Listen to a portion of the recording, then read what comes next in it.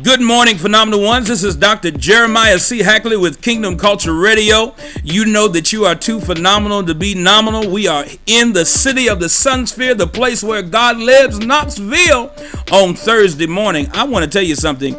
We talked about it on Tuesday, but we're in the manifestation right now here on Thursday. We have live with us on the phone the great man of God, the incomparable voice that has changed a generation and taught them how to worship God in spirit and in truth. We got Fred Hammond on the phone, y'all. Hey, Fred. Hey, what's up? What's up? How you feeling? I'm feeling phenomenal, Fred. I'm so glad that you're with us today. It has been a blessing of anticipation in the festival of praise coming, and of course you have been a long time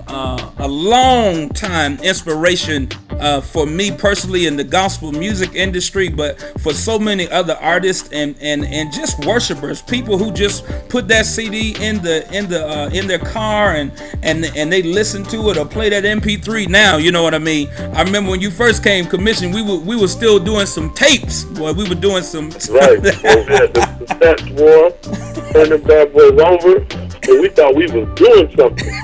And when you could just hit a button and it turn over on its own. Absolutely. That was automatic for us, boy. We had brought the car when that thing would turn over and flip by itself. We knew we had a car, and that was it. Look, watch, step back. You ain't gotta do nothing to it. On the other side, it's on the other side right now. Wow, thought we was doing something. Technology has changed, Fred, but I will say something, man. I thank God for you, because even though technology has changed, your influence has been just a signature in the life of true worshipers. I remember when you really first came out. I was in high school, and I tell you, we were musicians. It was a number of us, and we were trying to be like Fred Hammond, and that no weapon formed against us, just it became the anthem of a generation that was working to become.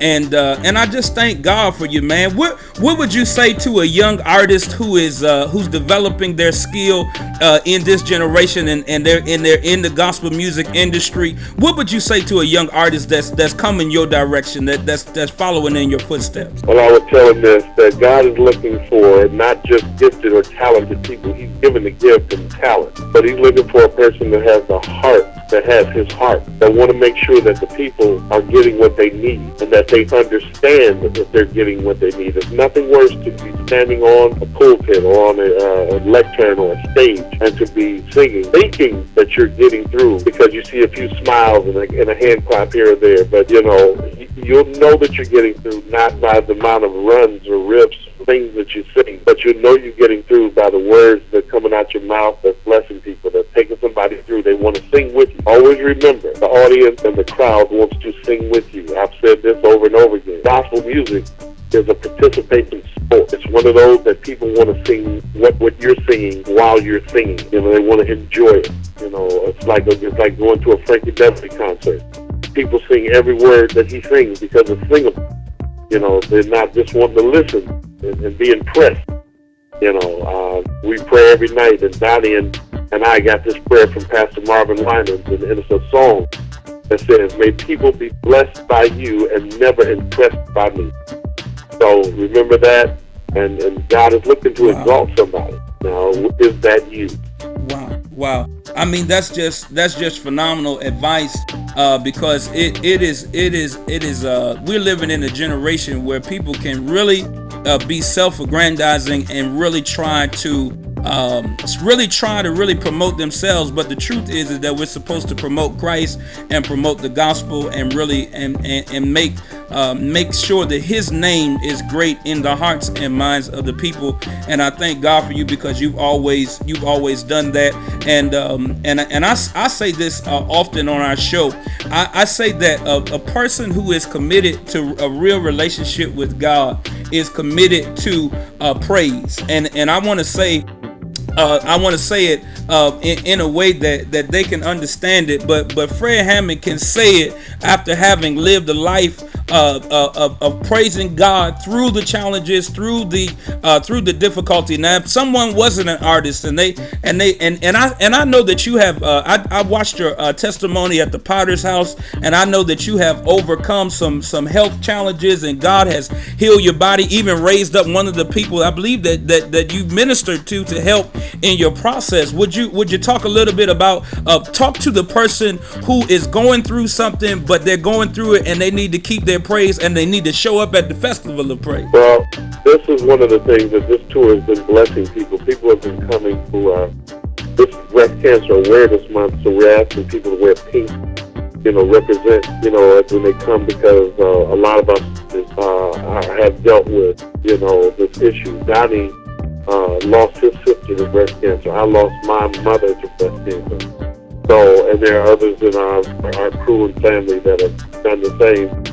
But there are survivors out there that we're singing to, we're ministering to. Now is the time. If you come in, even if you come in and you're being checked and you're a little nervous, worried, come get your praise on and expect God to do something great.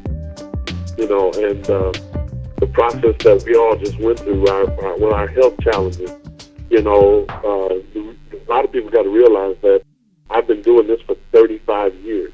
Wow. And so the body is, just kind of coming apart. So we try to put it back together and fix what we can. And Donnie had some throat issues, but sang every single night like there was not one. He had vocal surgery on August 18th, and they found cancer in his vocal cords. But before it could get to his cord, they got it out of the scar tissue. But it was hard. It left him, unable to sing. And but by the first night, 3 nights before, he could not sing. But opening night, he opened up his mouth and it just came out. And you talk about somebody was shouting, it was crazy. It was absolutely a miracle. And we've been singing every single night. So we're just asking, we're telling you, come out. This is the time. You want to come out. You don't want to miss this. This is an amazing time. We're going to close out right there in Knoxville. And so therefore, it is going to be off the chain. Do not miss it. Absolutely. I want to say this. I went through a time. I've been probably singing and preaching consecutively for almost 20 years now, and I went through a time where the enemy tried to put that some asbestos in my system, and it's not easy to get up there during a time of healing and still produce. But I want to say this: you have blessed me with your testimony, and you still producing, man, while you're in the time of healing, and that's kingdom. That really is kingdom, man. I really thank God for you, brother.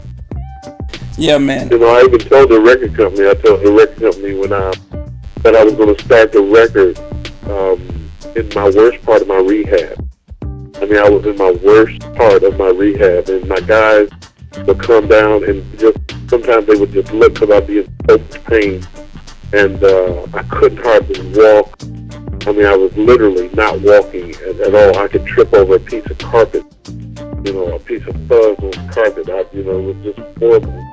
But I wanted to write during that time, and I wanted to write songs of victory that kind of said where I was going. So one of my songs is, I believe in the power of God. I believe what he said in his word. I believe.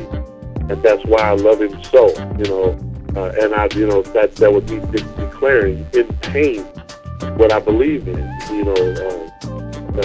I know he is the answer. I just, there's so many things that this album that's coming out is going to speak to. So, but that was the mindset, to do it in the midst of your pain. The Bible says 10 lepers that came to Jesus, they wanted to be healed, and Jesus said he healed them. But he said, go and show yourself. And as they went, they were healed. It wasn't as soon as he touched them or he spit on the ground. On this case, he just said, go show yourself to the priest. And as they went, the scales started to fall off, and the swords started to fall off, and they were clean. But sometimes you have to go, and your healing will manifest as you start your process of going. Absolutely. absolutely. And there is a my old mother used to say there's a blessing in the pressing. There's a blessing in the pressing. Oh, yeah.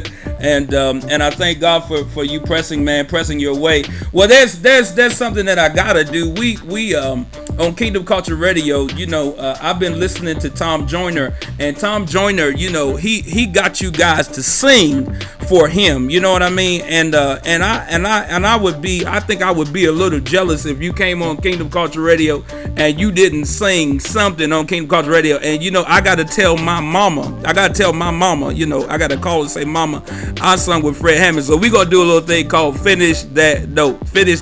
So I'm gonna start something, and I think you probably pick it up because I think you wrote it. So I'm gonna start this little piece here, and then you pick it up. All right. All right. No weapon formed against me shall prosper. No, it won't work. Come on, help me, Fred. I know God will do what He said He would do. He's not a man that He should lie. He will come through. No weapon formed against me. Absolutely. And you know what, Fred? I want to say this. Coming to the city of Knoxville, this is your last. But you know, Revelation said that the first shall be last, and the last shall be first. And so WJBE is really the first African American owned radio station in the city of Knoxville. It was founded by James Brown, and now State's Representative Joe Armstrong is the owner of the station. But I want you to say something and encourage the people to support WJBE. Well, listen, everybody that's on the sound of our voice, listen, it's important that you continue to support WJBE. This is a very proud part of our heritage. It's our station. It is our station. We have to take ownership in it and be proud of it. Support the advertisers that advertise on the station. And continue to listen to the great music and the great topics and subjects that they are putting out. This is a very great moment in history, and we just bless God for WJBE, and we want them to continue on in power and even more wealth, and to be able to do more things in the community and to keep you informed and keep you blessed. We appreciate you, Fred, and I want you to make sure that you get your tickets for Festival of Praise, because it's going to be an awesome time in the Kingdom of God, and we're going to have a phenomenal time there at the Coliseum. You have been a great guest, and we'll hope you come back. Hopefully, we may be able to get to see you before you get on that stage when you get to Knoxville, Fred. You think we can see you before you get on that stage? You never know. Well, we thank God for you, Fred. We will be listening in for more information on the Festival of Praise. They have a commercial running, but you're listening to Kingdom Culture Radio on WJBE. Gotcha.